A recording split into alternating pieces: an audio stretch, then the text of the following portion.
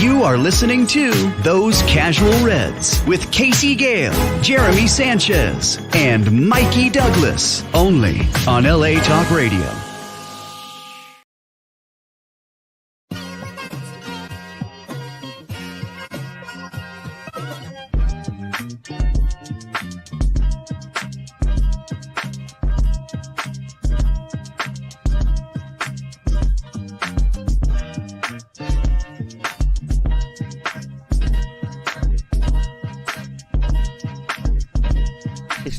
So you know the deal. It's time for Those Casual Reds with Casey Gayle on LA Talk Radio. Yes, Red Army. We're all in the house. This is another edition of Those Casual Reds show. I am the one they call Casey, sometimes Face. It's a different story. I'm coming live from the city of Los Angeles, the city of champions, the city of playoff teams. The busy city right now, but we're not here to talk about that. We're here to talk about Manchester United coming off I want to say a fine win, a good win at Brentford. They showed some fight, showed some, to me, one of the best games I've seen this year from them in a couple years, actually. But it's good times. We're brought to you by Balorin Malukian and Shagirian. BMS is what they call. They're located in Sherman Oaks, California, where I reside. You can call them at 747-444-4444. Get that free consultation. They'll take care of you. 98% success rate. If you don't win, you don't get no dough. Don't quote me on that. I don't want to get hunted down by some lawyers. But anyway, got a fine panel here with me. I got Jeremy here in Los Angeles representing the city of the ad. What's going on, Jerm? Yeah, what's going on, man? All smiles all around. W's all around for United and LA. Let's go. Got my boy Bandito Mike, ACJ Mike. How you doing, my brother? I'm better. Feeling much better. Glad to be with you guys on a Tuesday. Yes, it's a beautiful Tuesday. And my guy out of Atlanta, GA. The home of the Georgia Bulldogs. The number 5? No, I'm just joking. My guy, Mikey, how you doing? Hello, everybody. Let's go Yankees, all right? Shouts to Yankees. Shouts to original New York team going against the former New York team. And I'm sorry for my antics last week, everybody. Yes, it's a beautiful thing. We'll get you know what? You're good. It's all good, Mikey. You don't want to know that. Nothing happened. Nothing happened. Oh, things happen when I'm not there. That's because we don't have your discipline when you're not here. We get wild. Yeah, there's a lot of United fans. A lot of United fans. Shit got out of hand. All right, it's all Logan's fault. So that's the bottom line. And the guy Cheese out here in the West Side, the best side. How you doing, my brother? Man, you don't know. Big up who forget. Big up shut up who forget shut up. Big up United. We're on the winning track. Hopefully we can keep it going on Thursday. And yeah, let's go Reds. Big up everybody who came out to the LA beach barbecue for the LA Red supporters. It was a beautiful day. Actually, their first get together since COVID outside of pub matches. First event since COVID. So big up Prezi, big up the Reds. Big up LA Red Army. They do a good job. So here we are, coming off the win at Brentford. Thought it was a good win. We had a goal from Garnacho, a goal from exquisite goal from my guy Rasmus. You know, we went down 1-0 early, right at the half with a header. But let's get into it. How everybody talk about the match. Mikey, how'd you feel about the match? I feel like this is a better win for us. All the noise coming in, all the naysaying. A lot of us at the start of the week didn't think we would win. Me and Sean, shout out to Sean, predicted a 2-1 win together at the same time because we know ball. But yeah, man, they took it. We weren't feeling that great at the start of the week before, but they took it to them. And that's something we want to see. There was times where they recycled possession, played a little higher. Goalkeeper was off his line. dictating where the ball needs to be, played it fast a few times. I like to see that. Garnacho's goal, dog. Garnacho's goal. And I tell you, you know how hard it is to catch a ball mid-stride, open your hips, and place it the way he did and put it back in play the way he did. And that was special. That kid is special, bro. Every time I forget a little bit, he goes on a cold patch and I forget, and I'm like, man, I don't know. But he shows up and he's been showing up. You know, that starting spot is his. Everybody else got to fight for theirs. So great win, man. I'm happy, and hopefully this could start a streak. Yeah, the consistency is what we need right now, and if we play more like that, I think we'll have a lot of happy Reds. My guy Bandito, give us your thoughts in the match. A couple of tweaks, tactically and position wise. So Onana was like a third ball player, so giving a little more freedom to come out to play the ball. He really split Johnny Evans and to lit really wide. That allowed us to kind of do that bounce pass or that wall pass where you go, goes through, you go 90 degrees and you beat their press. And I was wondering about Litra, out as a left back. He's not the greatest defending wide in 1v1 in open space, right? I think he did. I think he did pretty well. And you have two left footers, right? Johnny Evans and Licha on the left side, two right footers on the right side. Delo back to his more natural right back. So a tweak from Delo's point of view is when he's on the left side, he inverts, right? And he's a right footer, so the angles are not great. In this game, he's responsible for the width, so he's getting up and down the pitch. And United seem to want to bring who's ever on that right wing, bring them into the half space. So we saw Marcus Rashford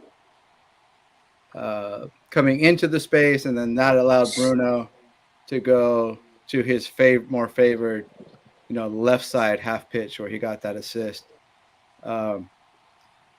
So Cheese was asking me about our midfield. Why do I think our midfield looks so much better? We really did have two pivots where we had like protecting the back line, and then we had a box. So we had Rashford and Bruno Fernandes. So we're kind of like overriding their midfield. And then of course the switch was coming to Garnacho, who's really looking lively. Even in the first half when we weren't looking that great, but and then the last tactical switch was going to Rasmus Højlund, where he's the target man and he's linking play. He said in a post-match interview, he said he didn't think about the defender on his back, just focus on the ball and use that big frame to just naturally shield the defender. And after a while, in the second half, they stopped coming towards him. They just kind of conceded the ground, right? You don't want to go, and he made some nice turns. He manipulated the ball, and as a defender, you don't want that guy, attacking your line 1v1 with your keeper. So some nice little tweaks, and it worked. And right, great to see our attacking three getting involved in goals. Yeah, I thought Rasmus looked really good. It looks like he's added some to his game. Those two turns were just so noticeably good, how he was able to pin the player and just turn and be part of the game. Something like he took a little bit from Zersky, but took it to another level, added more to it. So I was really happy with the Rasmus. Cheese, tell us your thoughts on the game. Two little takeaways from me outside of stuff that we already talked about post game.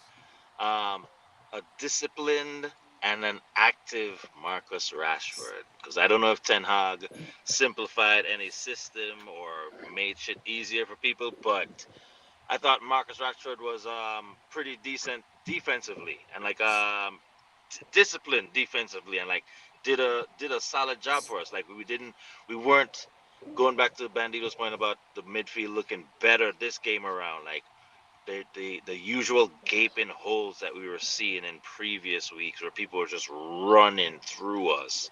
Like I didn't see as much of it this week. Like we were solid, we were compact. I feel like Rashford held his position pretty well and like was tracking back on defense. It was like I see you tracking back and like making an effort. Like it looked different in this past game. And Ten Hag getting a fucking yellow card, showing some passion on the sideline. Like that's my two takeaways for tonight. That might be rude rubbing off on him. I'm all for it, man. It's funny though. Speaking of Rashford, some people still think they prefer him on the left. Like they don't feel that that's his best side to be playing on the right. Like some people rather see Garnacho on the right still and Rashford on the left. And I thought Rashford, that was one of his best games in a while. Because what do they want? What do they want from him? He scored. He got an assist on that side. Word. And it's Garnacho crazy. scored on that side. What do they want? I tell you, Rashford did 2 crosses in that game that was magnificent. Yeah, I like it. He seems more into the game when he's on the right side. To me, I don't know. I thought when they putting Garnacho on the left and Rashford on the right looks like something should go forward with, but we'll see. Let the lad float. They can interchange. Yeah. They're intelligent ballers, man. Like, yeah, they're fast, speedy wingers, right? One of the things I took away, Rasmus, this is one of his better games. To what you guys mentioned, his hold-up play was much better. His link-up play, this is one. It could be Xerxes rubbing off on him. Pause. Also, it could be Rude, right? Just the fact that he has Rude there, guiding him, showing him how to be a more complete striker. So seeing that from Rasmus, it's great because it's something that could be added to his game. He's such a young guy. So that's one of the biggest takeaways that I can take away from that. And the fact also, I mean, Onana's doing his thing, holding up, being that extra player so he can pass out from the back. But just all in all, also, I mean, you can't complain too much. It was a win. So Rashford with that pass, that was a beautiful assist to get Garnacho up there and get him scoring. Garnacho is always dangerous. So, I mean, all in all, great win. Seeing passion from Erik ten Hag, which we want to see. And we got a W. Let me talk. The one topic I want to bring up is it's the De Ligt and the handling of the cut on De Ligt's head. Bandito, you've seen a lot of sports. You've been around a lot of sports. You've seen players get hurt. You've seen players get cut. I don't understand, especially when it happened the second time, why the refusal to just bandage it up and not be an influence in the game. You don't want your training staff to be an influence on the game, negatively or even positively. How do you feel about that move? Before I answer that, I'm going to acquiesce to the brother who's got his hand up. Go ahead, Mikey. I'm sorry, Thank Mikey. you. I forgot what I was going to say just that quick. Something good, though. Something wild. It was something to get us good. all in trouble. The fact that you let me have it, I'm like, I don't remember now. Oh, I was going to say, it could have been more. We could have had more goals in that game. Eriksson had a point-blank sitter he missed. Xerxes had one, I think, and he got in. He had one that he could have shot on. Like, we could have had more, so that's a good thing. Yeah, I thought it was one of our best performances in months, even going back to last season, just for the simple fact we came out of the second half and were more energetic, we were more focused, and we had a desire to play. It's like we almost had an attitude in the second half. But back to you, Bandito, on the training issue.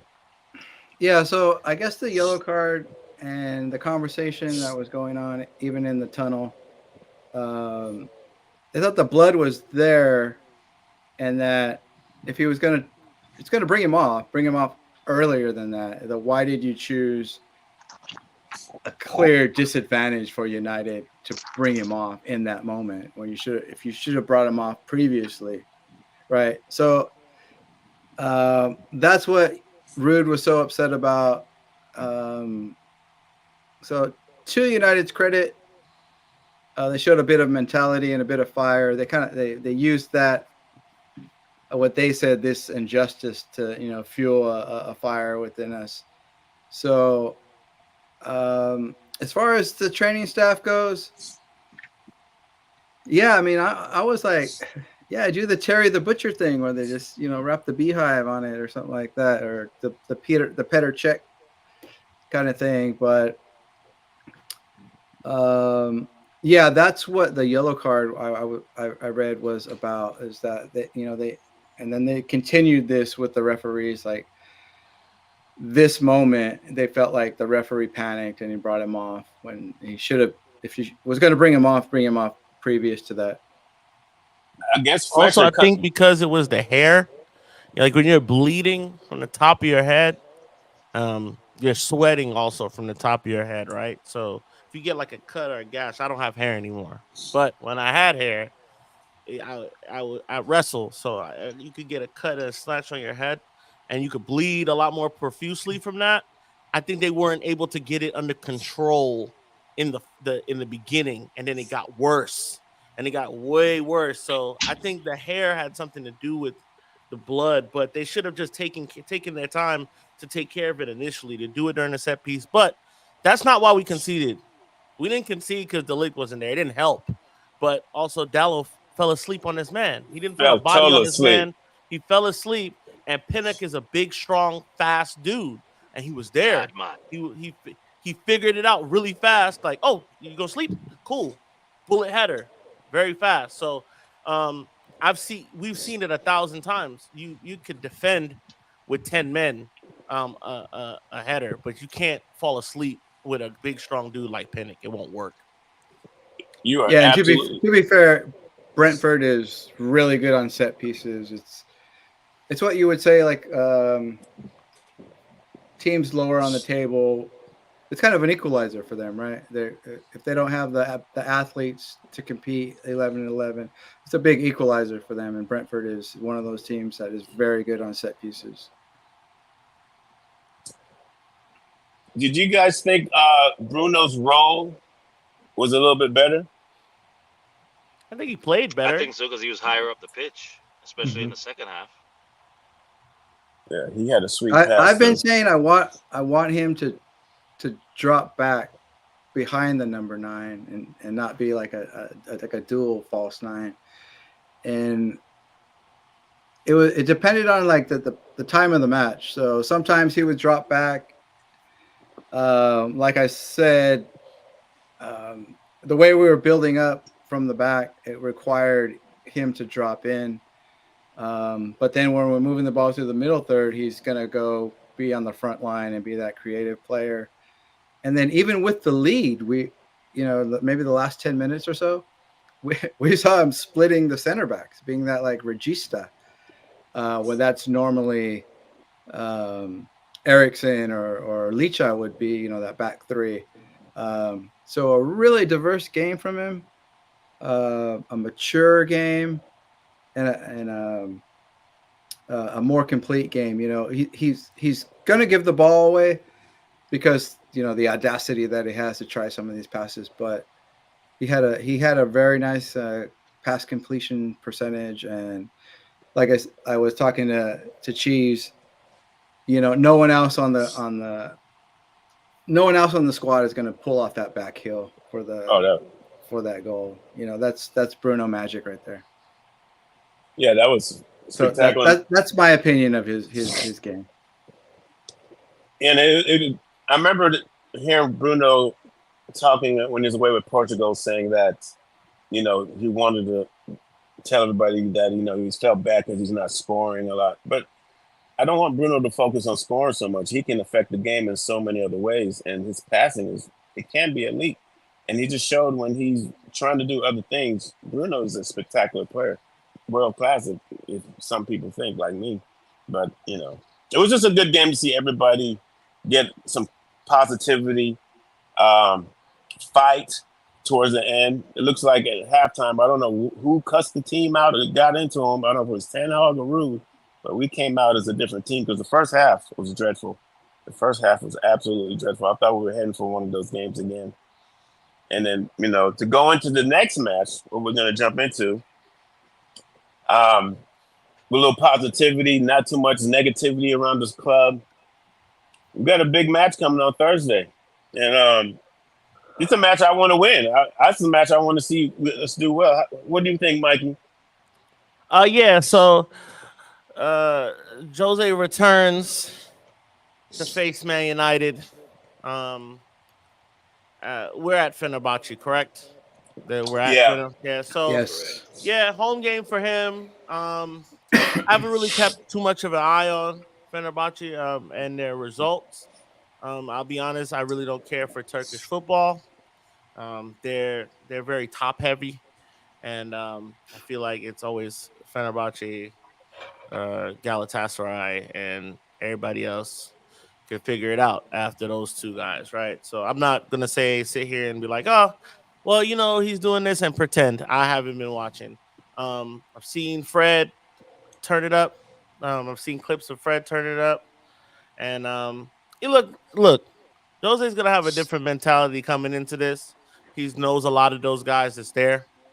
Um, it's not so many of them like in teams prior that play for him, but he's gonna know a couple of those guys there. He's gonna know their tendencies, and I believe Jose as a coach, he's doing his homework. He's probably looking forward to circling this game on the calendar. So man, I got to be careful, bro. This could be one of those trap games. Like you can't look past this team, can't look past the quality they have, and I just want to see more of last week. I want to see more of it though. I want to see the next level of that, right? Like I want to see you have the ball for 70% of the time. That's all I want to see, and doing something with it, not just having it. So I'm looking forward to it. Bandito, I see you.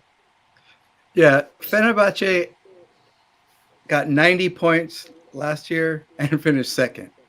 So to what Mike is talking about, really two really good teams, and maybe Bestica you can say is a decent side, and then kind of everybody else. So they brought in Jose, and they're not doing great. I think they're 7 or 8 points I just behind looked them up. Galatasaray. They're fourth. They're fourth in the league right now. I just looked it up. Yeah, so they're not hitting the ground running. They do have some decent players. A lot of former Premier League players. We know that they have Fred, Maxima. Amrabat, yeah, Maxima from Newcastle. Actually, like what is his name? Tadic. Dusan Tadic. Yeah, Ken Hogg's old captain at Ajax. So they've got some decent players. Um, we know Jose, right? He's gonna make it very difficult for you and try to counterattack, and the dark arts are gonna happen. But wow, to go away and watch football in Turkey, in Istanbul, is fantastic, and the noise that's going to come out of that stadium, and the whistle, they all whistle, right? It's like that's their boo. It is deafening. I had the chance to go see United play Galatasaray on the Asian side, Fenerbahce on the European side. But yeah, the football culture there, and the fans, it's aggro turned up a little bit from the fans and the police. So fantastic for United fans to go over there, and United has a colorful history playing football in Istanbul, both from Galatasaray and Fenerbahce. So should be a really good one. Jeez, how do you think about the match coming up? What's your thoughts? Man, I'm hoping for the best because obviously I've been down on United lately. Prior to the international break, even going into the Brentford game, I predicted them to lose. I was like, "Bro, Brentford could clot us 4-0 again." So I'm down for another solid performance like the one on the weekend and get the correct result, all the points. I'd love to see it happen. I don't know how. I don't know what kind of lineup he's gonna throw together for this game on Thursday. So like legitimately hoping for the best, like hope and prayers, straight up. I hope Do the we? goals keep coming. That's for sure. I hope the goals keep coming. And I'm not Do ready to give up on Zersky yet either. anybody's giving up on Zersky is tripping right now. I mean, this guy's trying to find his way in this league. He's trying to find his way in this team that's not really, we're not really firing. Other than the last game, you can't say we're really firing right now. Yeah. So, there was rumors that possibly Zersky was unhappy, and I guess he came out on Instagram and debunked that. So Yeah, I think that's people just clickbait, man. people need to just chill right now.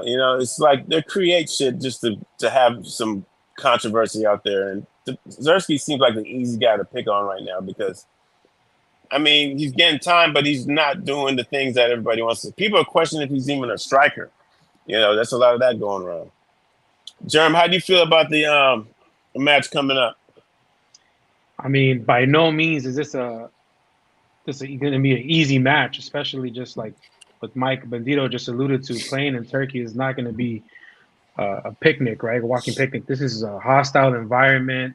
This is going to be a good test for the lads to be out there, and just such a hostile environment to try to get the points. I see Marino. What is he going to do? He's going to try to get us on the counter, so we might be able to have most of the possession. We just can't, fall asleep and give some easy ones on the counter attack. So I mean, I want to get all the points, but by no means do I think this is going to be an easy win. I might Let, see let, us winning 2-1 or 1-0. let me ask you guys this: if we get another good performance this match, another victory and a good performance, are you taking us seriously like we've turned the corner? No. No. You need more than Nope. 2 wins. Yeah. Yeah. 3 wins More is than a 2 in streak. each league. Haven't we had like for the past 4 or 5 games draws and losses? So I mean, by no means 2 wins is going to be like we've turned the corner. I People feel are like waiting to do that too. They're waiting to be like, we're back, and it's like, No. no, we need to string together a few more wins. how's And our I mean, injury situation? decisive wins. I mean, think about it. It's going to be a win against Brentford. Granted, they're Premier League team, and Fenerbahce. Come on, it's not none of the elites. Hey, let me tell you Not something. even Yeah, and Eric Ten Hag's first year after that World Cup was in the middle of the season. We went on a 7-game win streak. That's a kind of run and consistency where we can say, okay, we're seeing the turnaround. We believe you. We're turning it around. We believe our eyes. We believe the results. I just want to see again consistency and a team that is not fragile, because it's going to take some mentality to play 90 minutes there. And the last thing you want to do is get up a goal or 2 goals and then concede. And we've got a bad record of it in Europe, so you just want to see that mentality and everyone just staying turned on and tuned in to what's going on. Do you guys change your lineup? You going with the same lineup? Anybody you would want to play this game over another person? Bruno can't play in this game, so Yep. Oh, Finally getting some rest. it's gonna have to change. But who would you I'm put all in right. there? I'm all right with this lineup from the weekend, bro. It's because like once again, I'm back at this point where it's like once we haven't won enough to say, all right, this works, that works. Okay, so I'm all right with him starting the same guys.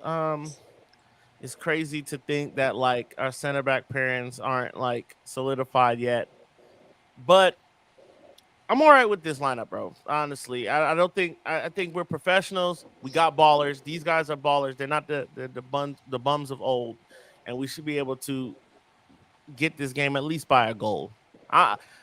I'm already say 1-0. Ugarte starts in place of Bruno. Ugarte, and who else? Because I just want to know if your midfield is Eriksson, Casemiro, Ugarte. Yeah, I'm all right with that. I'll let Eriksson play up a little higher because he doesn't Yeah. have the legs to Yep.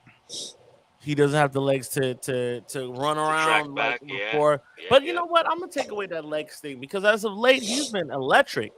You know, he Yeah, doesn't look. He looks like he's in good shape. Like he looks like an Erickson before the heart stuff. So before Brentford. So before Andy Carroll. yeah, I'm all right. I'm all right with starting with, but the wings got to stay the same. Striker the same. Yep. Defense Yep. the same. Leacher might have to play that left again. It's all Yep. right. And keep those guys the same, man. Everything. I just want to see a style of play now. Like, is the style Yeah. of play what we did on the weekend? Are we playing that way again? Is that what we're gonna do, or are we gonna be able to improvise if need be? The thing with Casemiro, I'm seeing that I know he was taken off. So is he for sure? Is he a game time decision type of thing? That's what I'm reading here That he with had a knock. Casemiro. Yeah, it says that he's set to be assessed ahead of Thursday's game. I haven't heard anything about that, honestly. Cap. Does anybody we got coming back from injury? No, huh? No, maybe Mount might be in the mix. No, he's not. Don't Or in even do that. contention. Don't even do that to yourself. You know what? Casemiro had a decent game. Yeah. His job was to disrupt and win the ball back, and he even took a couple of shots from distance, just to keep him honest. Yeah, one of his better performances for a guy that was like no legs. He's done. Speaking about Erickson as well, right? He's strung together some decent games. Let me get some But I comments think in here, Casey. Go Oh, ahead. go jump. Go ahead. Let me get some comments in here by Jeff. He says, "What up, fellas? Cheese, open your eyes. Red eye Jedi." And he also says, "I feel like it's rare we see the same lineup nowadays. Always injuries or tactics changes seems to be the common theme." Yeah, I that's feel like true. if Mourinho comes into this game and wants to play open, he's gonna have a hard time. I don't feel like with seeing some of these guys that they have starting, I don't feel like they can go toe to toe with us playing open. They won't last that way. But if they hit us on a break, we just got to be resilient, and be okay with breaking them down.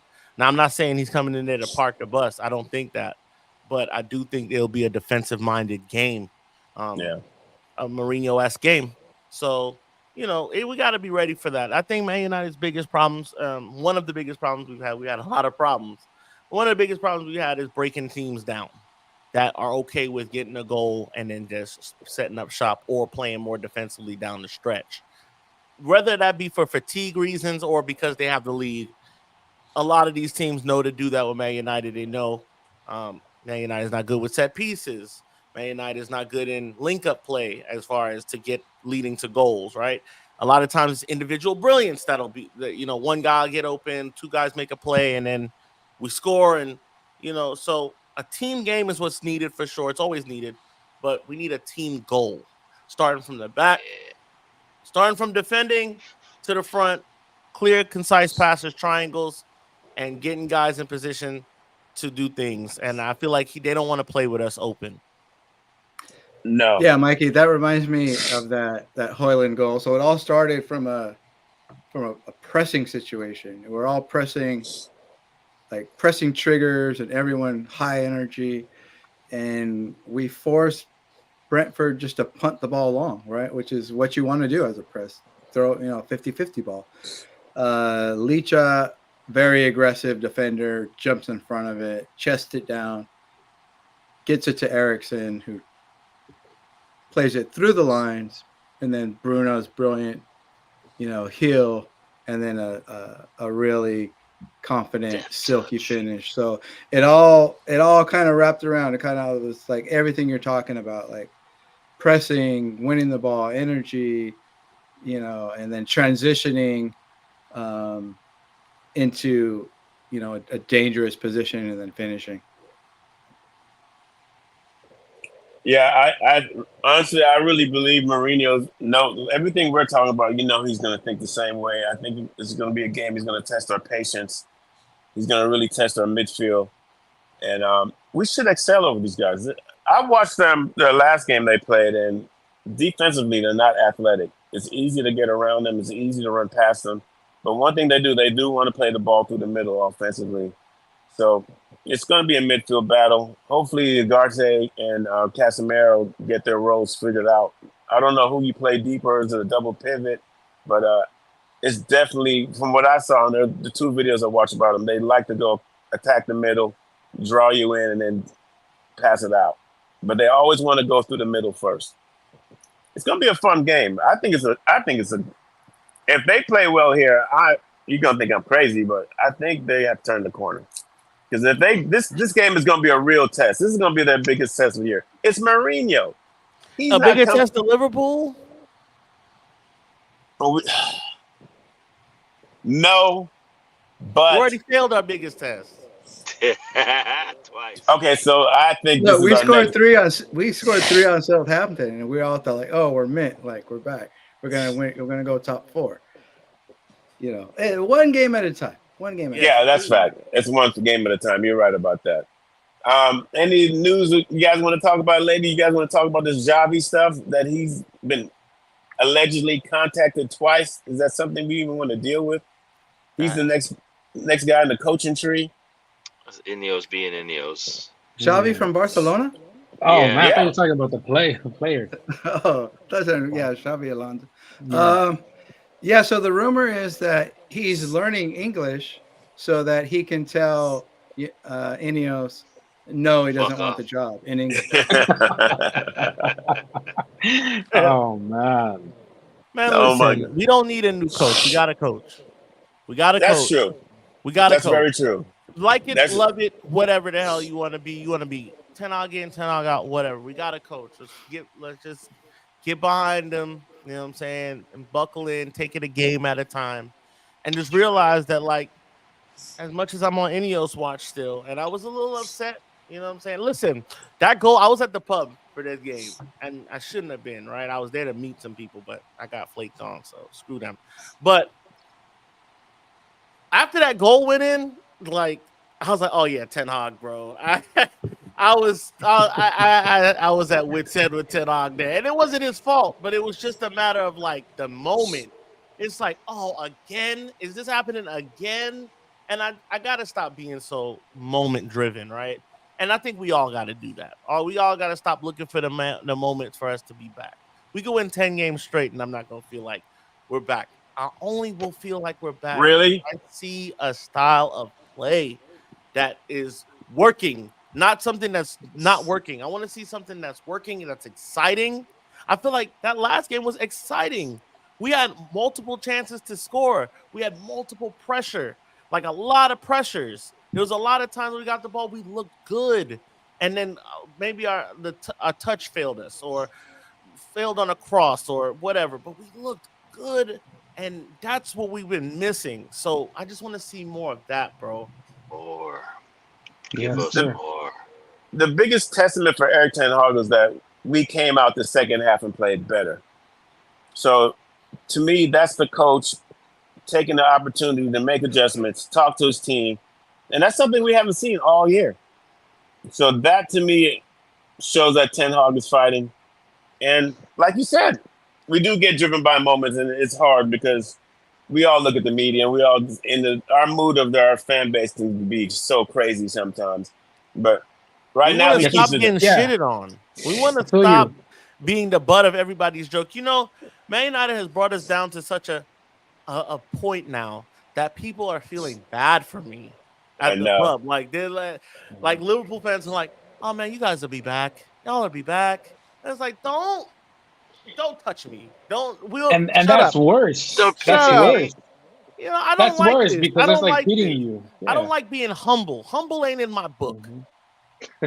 Yeah. I don't know about being humble. I know about being victorious, baby. You know what I'm saying? Yeah, I got a Tottenham fan as well. Sustain type of play and for a longer period of time, right? Or just a bigger body of work, not just one game or a moment. But we want something that's sustainable for a long period of time that stays here. And that's when we become dominant. Speaking about some rumors, I was telling you guys earlier, right? And I was looking it up. What you think about, Mikey, if we were rumored in the running for Alphonso Davies as a left back, replacing Luke Shaw? Do it now and spend everything. Spend the roof money on it. I mean, he's Spend 23 years old. spend your wife's life savings on it. Oh I'm my telling God. you, that guy is. I love that kid. I've been loving him. He's been in the game. For him to only be 23, right? Yeah, he's He's been in 23. the game a long time, like at a top level, playing at a top level, representing his country at a top level, even though Canada's whack. But Canada's had a better record in the last 2 years than like a lot of national teams. Hell, they went He's the best toe to player in the toe. CONCACAF. They toe to toe. Argentina almost beat him. So Yeah, I think he was 20 years old in FIFA's 11, right? Something like that. he's probably the Baller. fastest player in the world. He's smart. He knows what to do with the ball. He can defend. It's not just pace. It's defending. It's knowing what to do with the ball. He's that defending winger, right? That plays at the back. That you need in today's game when you want to talk about inversion and inverting guys, right? Because everybody's an inverting team now. Nobody plays 4-4-2 and just look, when I played football in high school, it was my job at left back was block crosses. Come back and block crosses and play the ball to the midfielder. And you stay back here and you block damn crosses. That's your job. On your 1v1s, handle your job. Get the ball to the winger. That's it. Nobody plays that anymore. We're playing an invert. But Alphonso Davies, he could do that, bro. He could do that. Spend it. Yeah, I mean, Real Madrid just said, like I said, it was looking like they're going to get outbid if United do it because their money's going to go out to Trent possibly. So who else can spend the money to get us? Trent is not trash. Stop. Trash. He's trash. Stop. I know you love United, bro, but you got to be objective. Stop. So we're gonna get in some youth player talk. Bandito's gonna talk to us about two youth that's coming on the scene, and the ladies too. Please, somebody show some love to the ladies, man. Yeah, the ladies are ball. Unbeaten, still. Proper United team. Come on now. Go ahead, Bandito, take it away. Yeah, so a lot of people are talking about Harry Amos and being able to come in at that position, right, to take Luke Shaw's position. So I just want to touch on two players. One of them, Harry Amos, who plays left back. He's only 17. He's playing with the 21s. So in youth football, we talk about the gap between the U18s to U21s, but it's a massive jump from 21s to first team Premier League football, right? So Harry Amos is somewhere in between that 21 and Premier League football. I would not say that he's Premier League ready at the moment. So I had a chance to see him at EFL Trophy. If you don't know what that is, EFL Trophy is League One and League Two teams play with Premier League 21 teams in a knockout tournament, similar to League Cup, right?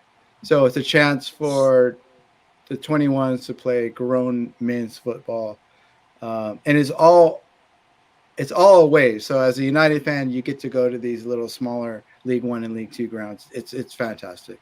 One of my favorite competitions outside of FA Cup. So I saw him against Doncaster. This is a League One side. And he looks mint with the ball. He's almost like a little Luke Shaw. He's like a small, stocky guy, wants to carry the ball, wants to come in, send crosses on that left foot. Some of the critique of him, or where he needs to develop, let me say, is, he's a defender. So you got to defend. And out of possession, we saw Gabriel Jesus in the Arsenal game in the summer, just really make him look like a kid, like he is, right? So I would say he is improving in that area. He's not a finished product. He did look really good when he came on in the second half against Doncaster. Now, I also saw him in Berlin, Hertha. It's called the Premier League International Cup. So this was 21s versus 21s, and he looked like the best player on the pitch. He was fantastic. He'll take the ball take a positive first touch and just really get forward and get involved and show some good positional awareness and where tracking his man and looked really good. Like I said, probably looked the best player on the pitch. So I don't think we should be throwing him into the first team. He's not there yet, and I think that would kind of hamper his development as a young player. Second player I hear a lot about is Ethan Wheatley. Big kid, banging him in the U18s last year. He's set to be 19, so he's playing with the 21s. And again, so I got a chance to see him playing against grown men in Doncaster. And this is a League One side, and they're two center backs. It's kind of like an older veteran and then a young kid, maybe like 23, 24. And Ethan Wheatley was lost. I mean, they done him. They used, they isolated him. They didn't. He wasn't able to drag them out or drag them off position, and he just had a really, really frustrating game. It got a yellow card for like kicking the advert board, so you could really see his frustration. And the ball was coming to him, and he was already thinking about the contact because he's being bullied all night.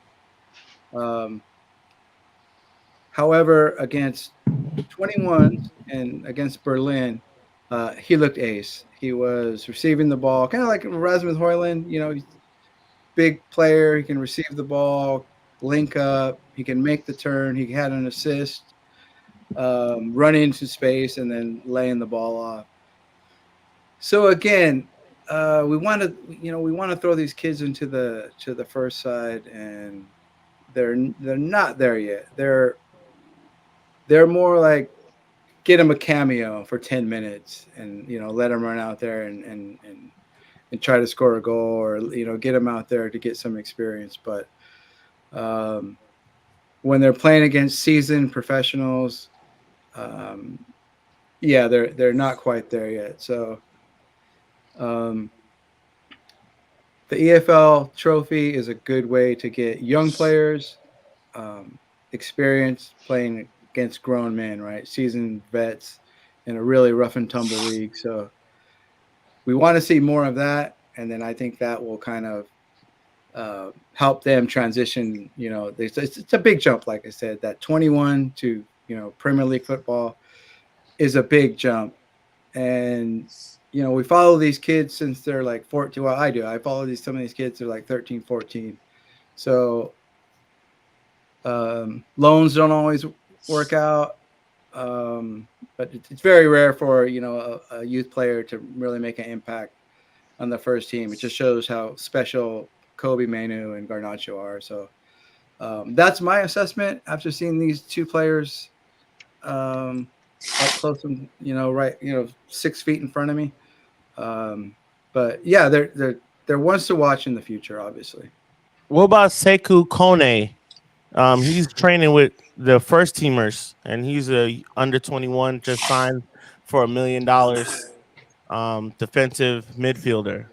Yeah, he's a Ghanaian player, I believe, or Senegalese. Supposed to be the real deal wonder kid. He just started. So people are talking about him kind of making the jump over Collier.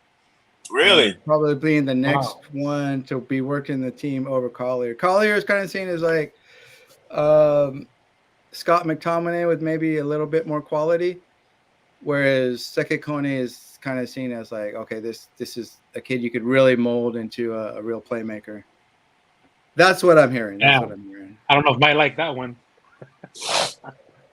I don't know if that's a positive review. Well, that's good to know. I thought we would have seen Amos play a little bit more this year, but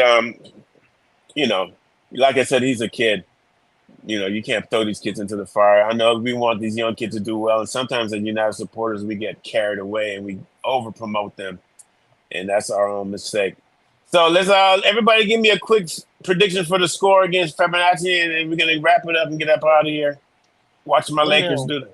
2-1 United. 2-1 United. I'm gonna go with the 2-1 myself.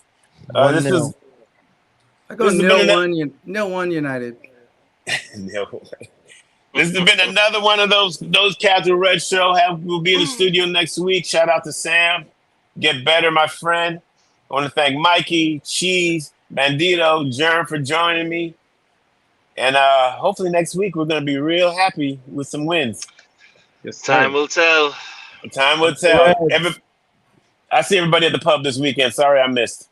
See you at the pub. All good. Y'all have a... You are listening to Those Casual Reds with Casey Gayle, Jeremy Sanchez, and Mikey Douglas, only on LA Talk Radio.